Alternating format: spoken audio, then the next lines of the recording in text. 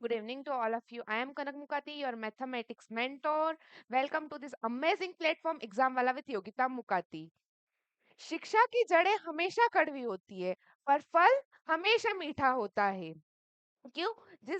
मेहनत करेंगे आप तो आपको कड़वा लगेगा, पर जिस दिन फल आएगा तब आपको अंदर से जो फीलिंग आएगी, जो एक अपने ऊपर प्राउड फील होगा, वो बहुत अलग ही लेवल का होता है। वो चीज बहुत अलग लेवल की होती है।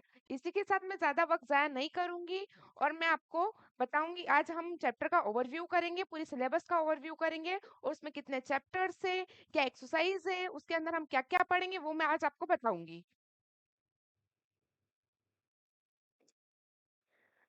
मैथमेटिक्स में सबसे पहला चैप्टर जो आता है वो आता है रियल नंबर। Just wait. सबसे पहला चैप्टर जो आता है वो आता है रियल नंबर हमारा। ठीक है। रियल नंबर क्या होता है? तो रियल, पहले जैसे आप छोटी क्लास में होंगे तो आपने नंबर सिस्टम करके एक चैप्टर पढ़ा होगा। उसमें वॉल नंबर्स पढ़े होंगे, आपने इंटीजर्स पढ़े होंगे, रेशनल पढ़े होंगे, इरेशनल पढ़े होंगे। उसी में से किसी एक चीज का कॉन्सेप्ट होता है रियल नंबर। इसकी चिंता आप ना करें, मैं आपको ये चैप्टर जब पढ़ाऊंगी तो समझाऊंगी कि रियल नंबर्स क्या होते हैं। अब रियल नंबर किसी भी चीज का, रियल नंबर जब हम स्टार्ट करेंगे तो हम सबसे पहले लेंगे इंट्रोडक्शन। क्योंकि किसी भी चैप्टर का एक इम्पोर्टेंट पार्ट होता है इंट्रोडक्शन, इसलिए मैं आपको सबसे पहले इंट्रोडक्शन ही पढ़ाऊंगी।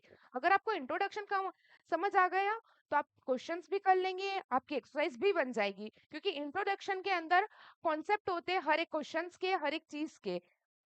फिर उसके बाद हम सेकंड पढ़ेंगे 1.2 में fundamental theorem and arithmetics. Third में हम पढ़ेंगे irrational numbers, revisiting of irrational number. Irrational number आपने बहुत बार सुने होंगे, पर इसमें क्या अलग चीज है जो वापस ये पढ़ना पड़ेगा। तो इसमें हमें देखना बताना ये है कि अगर ये इरेशनल है तो क्यों है, और इसे कैसे प्रूफ करेंगे कि ये इरेशनल है। उसके बाद हम इस चैप्टर की समरी पढ़ेंगे। अब हम मूव करते हैं सेकेंड चैप्टर पे।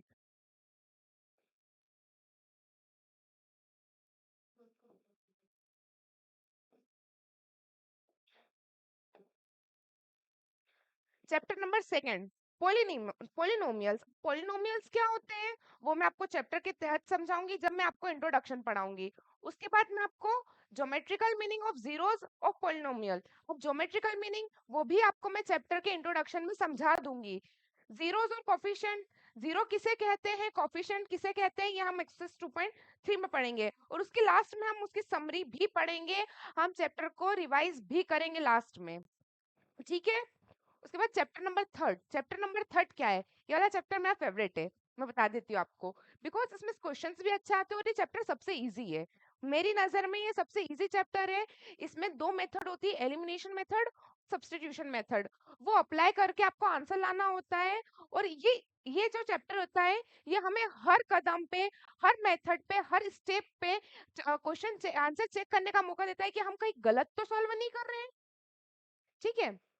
इसमें भी हम सबसे पहले इंट्रोडक्शन पढ़ेंगे, सेकंड हम ग्राफिकल मेथड पढ़ेंगे, थर्ड हम एल्जेब्रिक मेथड पढ़ेंगे।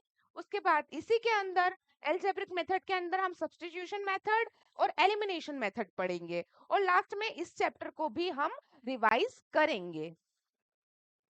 अब आती है इसके बाद क्वाड्रेटिक इक्वेशन। क्वाड्रेटिक इक्वेशन क्या होती है? तो क्वाड्रेटिक इक्वेशन जिसकी हाईएस्ट पावर 2 हो, उसे हम क्वाड्रेटिक इक्वेशन कहते हैं। जैसे मान लो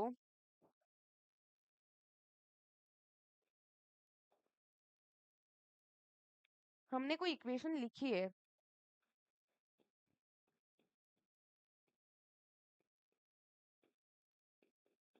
कोई इक्वेशन, ये मान लो मैंने इक्वेशन लिखी है, तो इसकी जो हाईएस्ट पावर 2 है, तो इसे हम क्वाड्रेटिक इक्वेशन कहेंगे।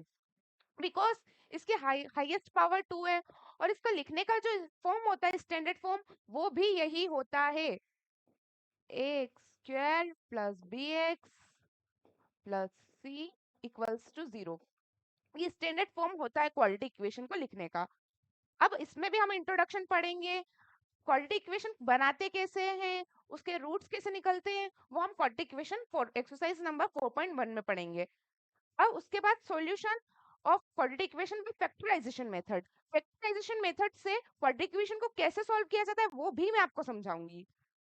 Second, nature of roots. Quadratic equation के रूट्स क्या क्वाड्रेटिक इक्वेशन के रूट्स के नेचर क्या है वो भी मैं आपको पढ़ाऊंगी, और लास्ट में हम इस चैप्टर का रिवीजन करेंगे।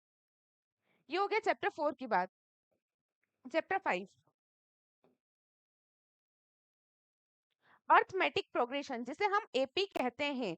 इसमें हम इंट्रोडक्शन पढ़ेंगे, उसके बाद अर्थमेटिक प्रोग्रेशन एपीज क्या होती है, एपीज के कुछ फॉर्मूलेज हैं वो भी मैं आपको समझाऊंगी, उसकी nth टर्म क्या होती है वो भी पढ़ेंगे, the sum of all terms वो भी पढ़ेंगे, the sum of n terms वो भी पढ़ेंगे, और लास्ट में उसका भी मैं आपको रिवीजन करवाऊंगी। ट्राइंगल्स, इसका नाम आपने सुना होगा काफी बार, जब छोटी क्लास में थे तब भी आपने ट्राइंगल सुने होंगे। ट्राइंगल सुने होंगे। ट्राइंगल्स में क्या चीज ऐसी है जो वापस ये चैप्टर पढ़ना पड़ेगा, तो इसके similar figures, similarity of triangles, ये चीज है। इसमें मैं आपको साइड एंगल साइड का रूल पढ़ाऊंगी, बीपीटी थ्योरम पढ़ेंगे, हम एंगल एंगल के रूल्स पढ़ेंगे, ये सारी चीजें क्या होती है, सिमिलर एंगल्स क्या होते हैं, प्रॉपर्टीज ऑफ सिमिलर एंगल्स क्या होती है, ये सारी चीजें हम चैप्टर 6 में समझेंगे, और एंडिंग में इसका रिवीजन करेंगे। Coordinate geometry, chapter number 7। Coordinate geometry क्या होती है ये भी मैं आपको पढ़ाऊंगी, ये आपको मैं इंट्रोडक्शन में पढ़ाऊंगी। इसमें आपको distance formula, section formula, mid point क्या होता है, एक्स कोऑर्डिनेट को क्या कहते हैं, वाई कोऑर्डिनेट को क्या कहते हैं, ये सभी मैं आपको कोऑर्डिनेट ज्योमेट्री में समझाऊंगी। Chapter 8, introduction to trigonometry.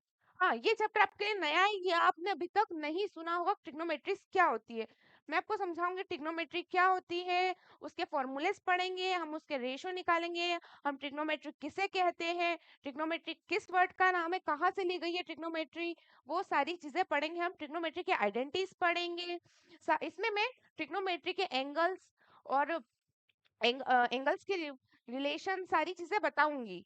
इसके अंदर sine theta, cos theta, tan theta, ये सारी चीजें भी मैं आपको समझाऊंगी क्या होता होगा। इसका नाम सुना होगा आपने, काफी बच्चों से ये भी सुना होगा ट्रिग्नोमेट्री में बहुत, मतलब ट्रिग्नोमेट्री बहुत खराब है या फिर ऐसा वैसा, ऐसा कुछ नहीं है, आपको डरने की जरूरत नहीं है, ये बहुत इजी चैप्टर है।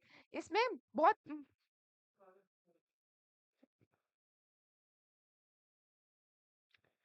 इजी चैप्टर है ये, और आप अगर इसको इंटरेस्ट लेके पढ़ेंगे तो आपको बहुत मजे भी आएंगे। नेक्स्ट, इसी का थोड़ा सा पार्ट है, application, some application of trigonometry. इसमें हम हाइट ऑफ डिस्टेंस के बारे में पढ़ेंगे, हम इसमें एंगल ऑफ एलिवेशन क्या होता है, एंगल ऑफ डिप्रेशन क्या होता है, वो सारी चीजें हम एप्लीकेशन ऑफ ट्रिग्नोमेट्री में पढ़ेंगे।